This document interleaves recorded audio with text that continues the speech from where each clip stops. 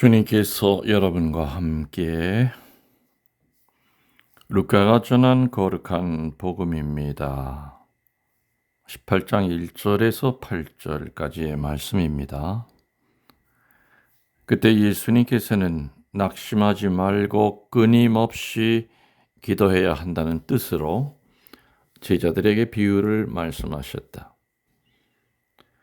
어떤 고을에 하느님도 두려워하지 않고 사람도 대수롭지 않게 여기는 한 재판관이 있었다. 또 그 고을에는 과부가 한 사람이 있었는데 그는 줄곧 그 재판관에게 가서 저와 저의 적대자 사이에 올바른 판결을 내려주십시오 하고 졸랐다. 재판관은 한동안 들어주려고 하지 않다가 마침내 속으로 말하였다. 나는 하느님도 두려워하지 않고 사람도 대수롭지 않게 여기지만 저 과부가 나를 이토록 귀찮게 하니 그에게는 올바른 판결을 내려줘야겠다. 그렇게 하지 않으면 끝까지 찾아와서 나를 괴롭힐 것이다. 주님께서 다시 이르셨다. 이 불의한 재판관이 하는 말을 새겨들어라. 하느님께서 당신께 선택된 이들이 밤낮으로 부르짖는데 그들에게 올바른 판결을 내려주지 않으신 채 그들을 두고 미적거리시겠느냐? 내가 너희에게 말한다. 하느님께서는 그들에게 지체 없이 올바른 판결을 내려주실 것이다. 그러나 사람의 아들이 올 때에 이 세상에서 믿음을 찾아볼 수 있겠느냐? 주님의 말씀입니다.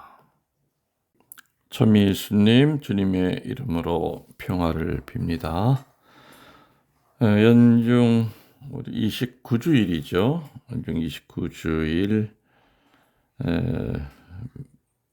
강론을 하고 있습니다.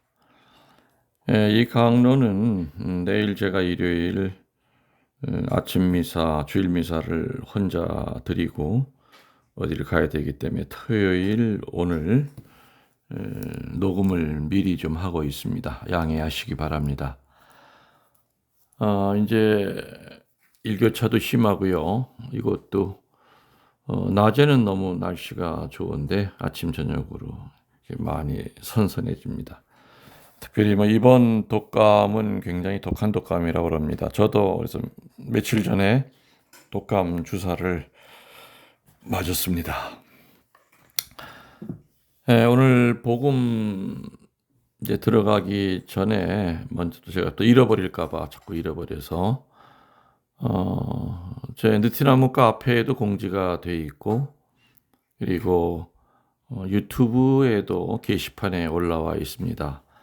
2023년도 탁상용 달력을 제작을 했습니다. 그래서 그 탁상용 달력을 필요로 하시는 분들은 어디서 주문을 하셔야 되냐면은 딴 데 길이 없습니다. 일단 느티나무 카페에 좀 가입을 하셔서 거기에 이제 주소 적는 란이라든지 이런 것들이 다 있습니다. 그래서 어떤 분들은 유튜브에다가 댓글에다가 주소 적어서 일로 보내주십시오 그러는데 그렇게 해드릴 수가 없습니다. 또 어떤 연세 드신 분들은 나이가 많아서 카페에 가입할 줄 몰라요 그러시는데 그래서 주변에 손주라든지 마땅한 분이 계시면 좀 부탁을 해서 카페에 가입을 하셔서 거기 책상용 달력 신청하는 데다가 들어가서 신청을 정확하게 주소를 기입을 해 주시면 좋겠습니다. 또 잃어버리기 전에 제가 그걸 미리 말씀을 드렸습니다. 오늘 복음이 루카복음 18장 1절에서 8절입니다. 이 복음은 연중 32주 토요일 복음과도 내용이 같습니다. 너무도 성가시게 구는구나. 그래서 그 소원대로 판결해 줘야지가 아마 중요한 줄거리가 아니겠는가 싶습니다. 일단 오늘 복음에 나오는 뭐 재판관 얘기 또 억울한 과부의 이야기 이런 것들을 좀 싸잡아서 그때 상황을 좀 설명을 해 드리면서 예수님께서 오늘 그 첫째 줄에 얘기하신 거 핵심이죠. 낙심하지 말고 끊임없이 기도해야 된다. 요거를 설명하기 위해서 이제 그때 상황에 맞는 그때 어떤 그 법적인 상황을 이렇게 들어서 설명을 하십니다. 오늘 우리가 들은 복음에 나오는 이 비유는요, 예수님 당시 팔레스티나에서는 있을 수 있었던 실제 이야기이기도 합니다. 이 비유 속에 두 사람이 등장하죠. 첫 번째 사람은 하느님도 두려워하지 않고 사람도 무서워하지 않는 재판관, 굉장히 대단한 사람처럼 이렇게 들려집니다.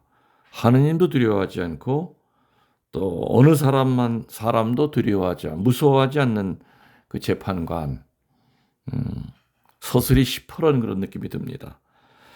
그리고 이 재판관과는 또 전혀 그 반대의 아주 딱한 사정이 있는, 억울한 사정이 있는 과부 얘기가 나옵니다. 그래서 극과 극의 두 사람을 등장을 시킵니다. 오늘 복음에서 얘기하는 이 재판관은 당시 사정으로 보면은 분명히 유대인인 재판관은 아니었습니다. 왜냐하면요, 유대인들은 자기들 사이에 어떤 쟁론이 생기게 되면은 대개는 장로들에게 가지고 그 문제를 갖지 공공법정에 제기하지 않았기 때문입니다. 유대법에 의하면은 문제가 제기가 되면은 재판관 한 사람으로 법정을 구성할 수가 없었습니다. 반드시 세 사람의 재판관이 있었죠. 한 사람은 원고 측입니다. 또 한 사람은 피고 측에 의해서 선택이 됐고요, 재판관이. 그리고 또 한 사람은 원고나 피고와는 상관이 없이 별도로 선임이 됐던 겁니다.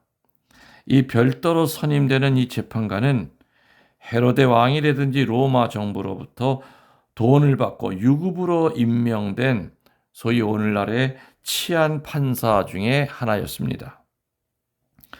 그래서 이렇게 임명된 치안 판사들은 그 서슬이 시퍼랬습니다. 오늘 복음에서처럼 그야말로 하느님도 전혀 두려워하지 않습니다. 그래서 하여튼 악명이 높은 재판관이었지요. 그래서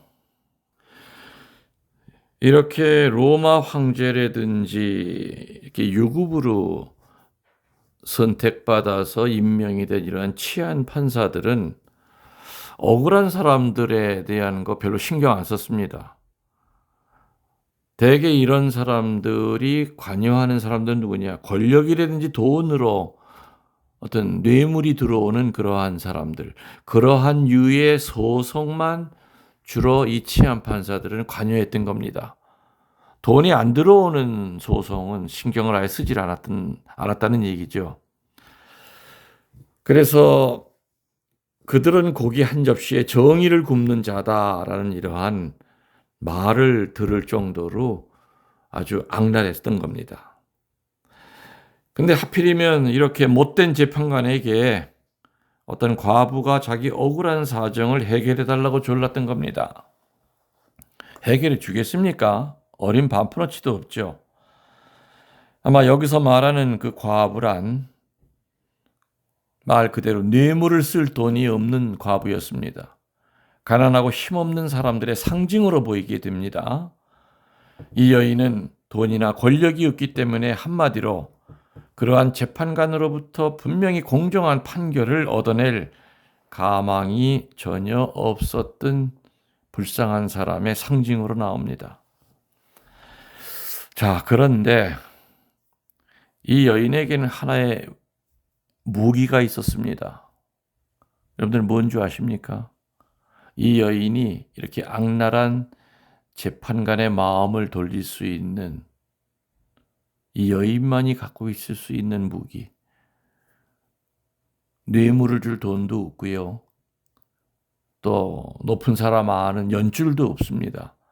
그래서 이 판사의 마음을 움직여서 이 과부에게 유리한 쪽으로 소송을 걸 건덕지가 없는 이 여인이었지만은 이 여인에게도 이 판사의 마음을 움직일 수 있는 무기가 하나 있었다는 겁니다. 뭔지 아십니까? 오늘 복음에 의하면 끈질긴 집념이었습니다. 그래서 나중에 이 재판관이 두 손을 다 듭니다. 재판관이 두려움을 느낍니다. 어떤 두려움이요? 성가시게 계속 찾아와서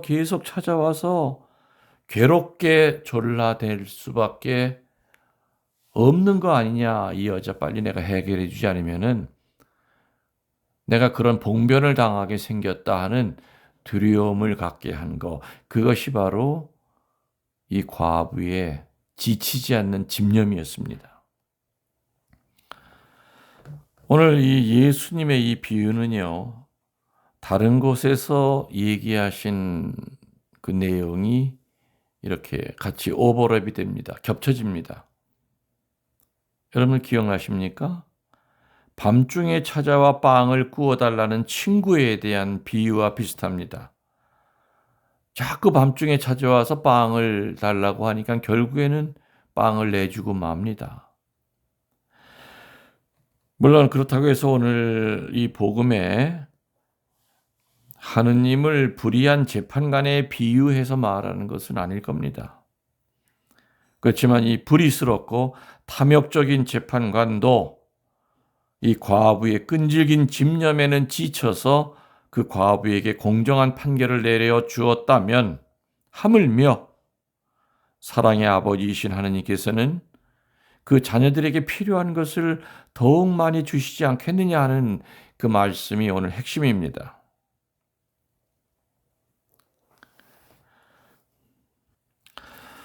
그렇지만 우리가 무엇이나 기도한다고 해서 다 들어주신다고 생각해도 좋다는 것은 아닐 겁니다. 한 가정에서도 아버지가 자녀들의 요구를 거절하지 않으면 안 될 때가 있습니다. 아버지는 그 요구가 정당하고 필요하다고 해도 그 자녀의 요구를 당장에 들어주지 않는 것이 더 유익하다고 할 때는 들어주질 않습니다. 하느님도 그와 같으십니다. 우리는 사실 내일 일어날 일도 잘 모릅니다. 하느님만이 나의 앞날이란 긴 안목 속에서 나에게 필요한 것을 다 알고 계시지요. 그렇기 때문에 우리의 기도를 안 들어주시고 미루시고 또 어떤 때는 침묵하시는 것처럼 보일 때도 있습니다. 그런데 사람들은 청하는 기도가 허락을 받지 못했다고 해서 믿음을 저버린 일이 아주 자주 있습니다. 그래서 예수님은 오늘 복음에서 환난에 처해서도 기도하는 믿음을 가질 사람이 얼마나 있겠느냐 하고 한탄하시는 겁니다. 그렇기 때문에 우리는 간절한 집념을 가지고 기도를 드리면서 당신 뜻대로 하소서 하는 자세를 가질 때 우리들의 기도가 언젠가는 분명히 유효한 기도가 될 것이요. 자신의 신앙도 무너지지 않을 것이라고 예수님은 오늘 우리들에게 알려주시는 겁니다. 오늘 복음을 다시 정리하면 이겁니다. 오늘 복음의 중심은 기도입니다. 그리고 그 기도도 어떤 기도냐? 오늘 예수님 얘기하셨죠? 끊임없이. 두 번째, 항구하게. 세 번째, 매달리는 기도다.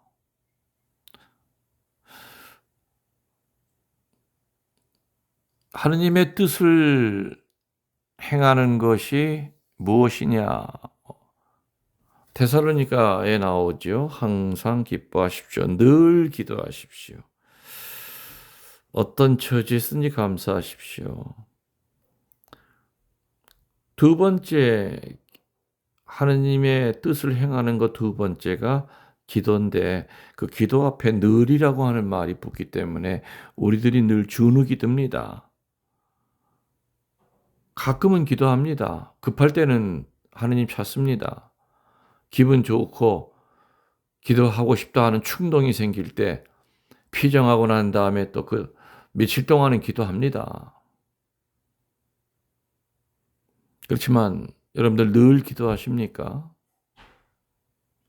못하고 살죠. 바쁘다고 못하고 아프다고 못하고 기분 안 좋다고 못하고 화난다고 못하고 기도해봐야 아무런 응답이 없다고 또 못 안 하고 아무튼 이런저런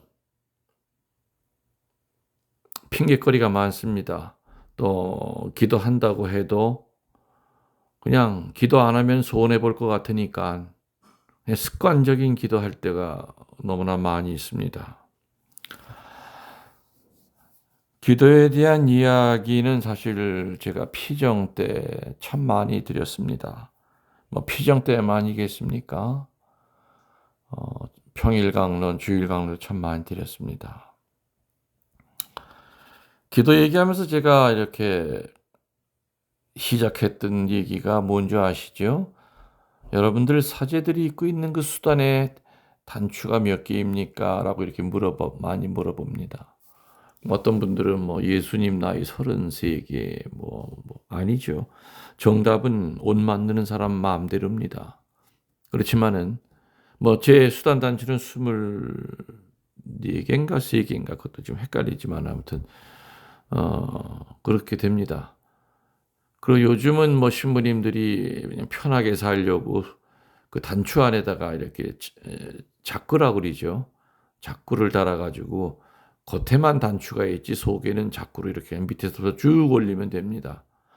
근데 저는 지금도 신학교 때처럼 똑같이 단추를 단추 구멍에다 이렇게 좀 더 채우는 그런 수단입니다. 신학교 4학년 때 수단을 입으면서 배웠던 교훈이 그거였지요. 첫 번째 단추 잘못 채우면은 아무리 잘 채워봐야 아무 소용이 없습니다. 옷도 한쪽으로 찌그러지고 다시 또 풀어 올라와야 됩니다. 그래서 배운 교훈은 세상 만사 첫 단추가 제일 중요하다. 세상 만사 첫 단추를 잘 채워야 된다. 기도의 첫 단추가 있다는 얘기죠. 기도의 첫 단추는 크게 4가지입니다. 첫 번째, 간단히 얘기 드리겠습니다. 하느님과 흥정하는 기도하지 마라 얘기입니다. 하느님은 내가 원하는 대로 달라는 대로 다 주시지 않습니다. 하느님은 우리들의 자판기가 아니라는 얘기입니다. 그래서 항상 우리들이 기도할 때 하느님의 뜻대로 하지 말고 내 뜻대로 해달라는 기도가 99%지요. 그렇지만 우리 기도의 스승이 하셨던 기도는 그게 아닙니다. 겟세마니에서 예수님의 인성으로는 이 잔을 거두고 싶었습니다. 그렇지만은 예수님은 즉시 신성의 기도, 겸손의 기도를 바치죠. 그러나 내 뜻대로 마시고 아버지 당신 뜻대로 하소서. 여러분들 청혼의 기도하지 말라는 거 아닙니다. 달라는 기도하지 말라는 거 아닙니다. 구하십시오. 두둥기십시오. 그렇지만은 모든 기도 끝에는 내 뜻대로 하지 마시고 아버지 당신 뜻대로 하소서. 내가 원하는 시간에 원하는 모양으로 원하는 상태로 내 손에 쥐어지지 않아도 원망하지 않겠습니다. 아마 주님께서 원하시는 때가 있고 원하시는 방법이 있고 또 원하시는 색깔이 있을 거라 생각하고 인내하면서 더 열심히 기도하겠습니다. 이게 기도의 그 첫 단추 중에 첫 번째 겁니다. 하느님에게 맡겨놓은 거 달라는 기도하지 말라는 거죠. 흥정하는 기도하지 말라는 겁니다. 요번만 들어주시면 제가 열심히 성당 나가서 요번만 들어주시면 어떡하겠습니다. 이번만 들어주시면 제가 가지고 있는 재산 다 그냥 봉헌하겠습니다. 대개는 그 기도가 들어줘도 자기가 얘기해 놓은 거 항상 깎습니다. 봉헌한다고 하고 봉헌하는 척만 합니다. 봉사한다고 하면서 봉사하는 척만 합니다. 저 죽음의 밑바닥까지 떨어졌다가 하느님이 살려줬는데도 불구하고 화장실 들어갔다 나올 때 마음 다르듯이 뭐 때가 돼서 해결됐겠지 뭐 내가 재수가 워낙 좋으니까 그 어려움에서 잘 헤어났겠지. 아무튼 기도의 첫 단추의 첫 번째는 하느님을 여러분의 자판기로 아시지 말라는 얘기입니다. 두 번째는 성숙한 기도를 해야 된다. 성숙한 기도는 내 집 울타리를 벗어나는 이타적인 기도입니다. 여러분이 하시는 기도의 그 내용을 보면 되게 99.9%는 여러분과 관련된 겁니다. 여러분 자신 아니면 여러분 가족에 관련된 거 아니면은 또 뭡니까? 아무튼 대개가 보면은 내 집 울타리를 벗어나지는 못합니다.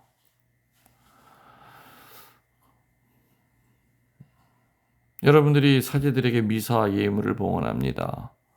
미사 예물의 내용을 보면은 대개가 보면 자식을 위한 거, 여러분과 어떤 피와 살이 아주 되게 가까운 사람들입니다. 아픈 사람. 여러분들이 하다못해 우크라이나의 그 전쟁을 보면서 우크라이나의 종식을 위하여 미사 이렇게 드려보신 적 글쎄 있으십니까? 저는 가끔 우크라이나 종식을 위한 미사, 온전히 그것만을 위한 미사 이렇게 별로 받아본 적이 없습니다. 미사 예물을. 그래서 성숙한 신앙인의 기도는 내 집 울타리를 벗어나서 화살처럼 햇살처럼 퍼져나가야 됩니다. 저는 물론 성무일도라든지 일상적인 로사리오 기도 이런 거는 당연히 해야 되는 거지만은 그 외에도 제가 신학생 때부터 정말 즐겨하던 기도는 화살 기도입니다. 뉴스를 보다가 가슴 아픈 장면이 나오면은 잠깐 뉴스를 끄고 주님 가서 도와주십시오. 차를 타고 가다가 허리가 꼬부라진 할머니가 리어커에다가 그 박스를 산더미처럼 싣고 그 올라가는 것을 보면은 당장 제가 내려서 도와드릴 재간은 없습니다. 상황상. 차는 가고 있고. 저는 그때 주님 착한 사마리아 사람 보내주십시오. 기도합니다. 이렇게 진심으로 믿고 그 결과를 하는 화살 기도는 하느님의 손바닥에 분명히 얹혀질 겁니다. 그리고 내가 도와주지 못한다 하더라도 분명히 내 화살 기도는 다른 사람에 의해서 좋게 이루어질 겁니다.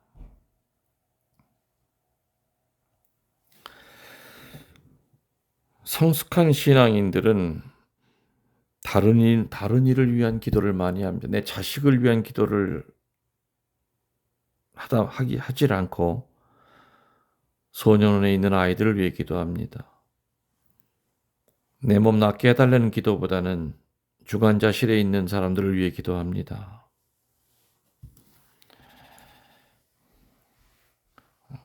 꽃동네에는 유명하신 분이 두 분이 있었죠. 최기동 할아버지. 글쎄 그 양반은 약간 정신이 어리나간 분이라 그분이 남을 위해 기도하고 살았다는 얘기는 잘 모르겠고 그분 말고 베베드로 할아버지라고 한 분이 있었습니다. 그 전에 옛날에는 명동성당 앞에 이렇게 뇌성마비 할아버지였죠. 이렇게 한 푼 두 푼 주면은 그거 전부 다 미사 예물로 봉헌하든지 아니면은 어려운 데 씁니다. 김수환 추경님도 그분에게 기도를 부탁했다고 그러죠. 나중에 꽃동네에서 그분을 모셔다가 이렇게 그분을 마지막 여생을 살게 했습니다. 그분이 거기 계셨을 때 제가 어, 꽃동네 원목 신부로 이렇게 살 때입니다. 늘 그 베베드로 할아버지는 가암실 앞에서 떠나질 않습니다. 온몸이 다 이렇게 아주 심한 뇌성마비였기 때문에 성체를 입에 넣어주기도 아주 힘들 정도로. 그렇지만 그분은 성인이 분명히 있습니다. 하루 종일 이렇게 기도하는데 할아버지 기도하는 거 너무 힘들지 않으세요? 그러면은 안 힘들대요. 그리고 성체 앞에 머무는 시간이 더 늘어나는 이유는 기도하는 분들이 자꾸만 많아지니까 그분들을 위한 기도를 다 해드려야 되니까 잠자는 거 줄일 수밖에 없고 성체 앞에 머무는 시간이 더 길을 수밖에 없다는 겁니다. 그분은 돌아가시면서도 이제 신체까지 다 기증했지요.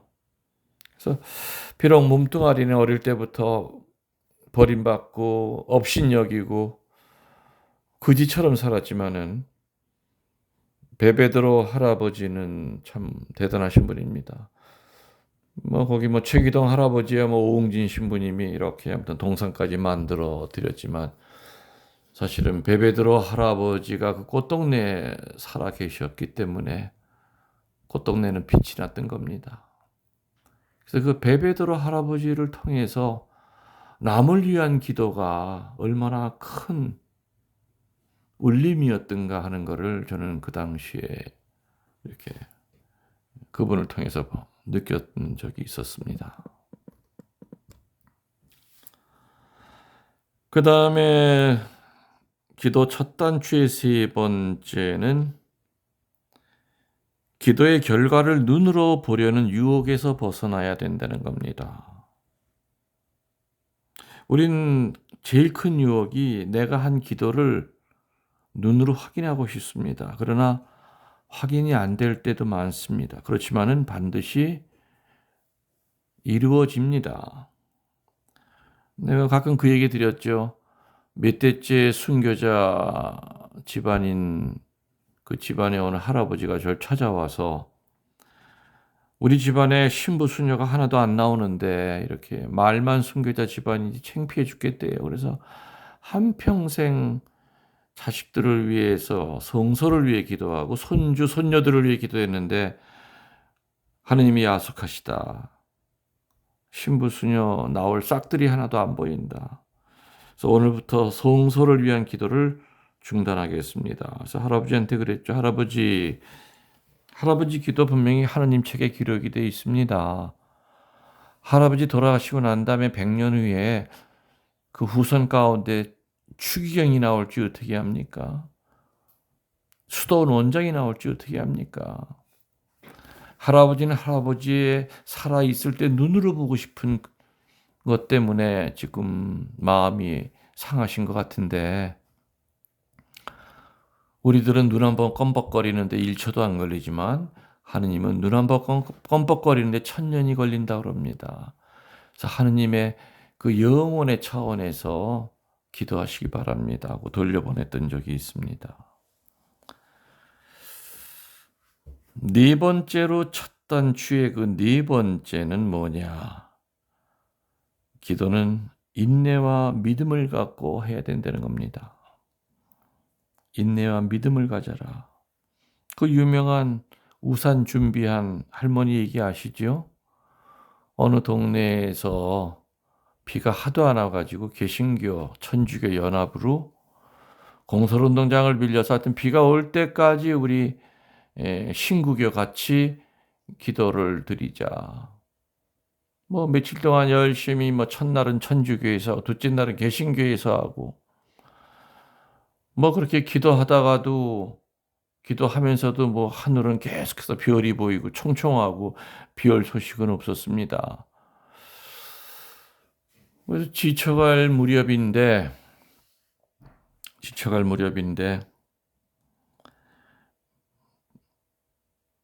밤에 다시 신구교 같이 힘을 합쳐서 기도를 했지요. 근데 정말로 말뜬 하늘이 캄캄해지면서 비가 내리기 시작한 겁니다. 처음에 사람들은 뭐 알렐루야, 성모님 감사합니다, 좋아서 그냥 비를 맞다가 비가 막 세차게 쏟아지니까는 이제 비를 피하게 되겠죠. 그런데 사람들은 그 비를 피해서 이제 그 이제 공설 운동장에서 했으니까 그 지붕 밑으로 막 이제 들어가는데, 다 들어가고 운동장 한가운데 할머니 한 분이 남아 있었습니다. 근데 그 할머니는 아주 여유롭게 우산을 피는 거였죠. 그래서 목사랑 그 신부가 그 할머니를 불러들여서 "할머니 어떻게 우산을 준비했습니까?" 했더니, 아니 비 오게 해 달라고 기도하면서 당연히 비가 올 줄 안다면 우산까지 준비해야 되는 거 아닙니까? 신부 목사가 얼굴이 빨개졌다고 그럽니다. 결국에 그날 비가 온 것은 그날 모인 2천 몇백 명의 기도 때문에 온 것이 아니라, 그 2천 몇백 명은 신부 목사가 오라고 하니까는 눈도장 찍기 위해 온 겁니다.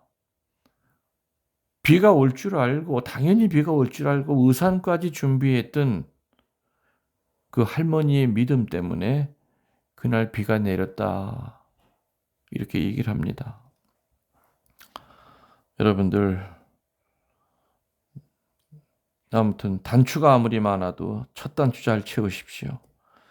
기도의 단추가 수천 개가 된다 하더라도 지금 얘기한 이 네 가지의 구멍에다가 단추를 잘 채워 놓으신다면은, 첫 번째 단추, 두 번째 단추, 세 번째 단추, 네 번째 단추만 채워 놓으신다면은 그다음부터는 눈 감고 그냥 저절로 채워집니다. 근데 요 네 가지가, 이 기초가 이루어지지 않는다면은 그럼 백날 기도해도 그냥 기복적인 기도하다가 한 번도 기도를 통하여 하느님을 만났다고 하는 그 체험을 못하고 세상을 뜨게 될 겁니다. 여러분들, 기도하시는 분들 성숙한 기도인 되시기를 축원하겠습니다. 강복으로 끝내겠습니다. 주님께서 여러분과 함께 전능하신 천주 성부와 성자와 성령께서는 이 강론을 듣는 모든 이들에게 강복하소서. 여러분들 영혼의 영혼을 더하여 사랑합니다.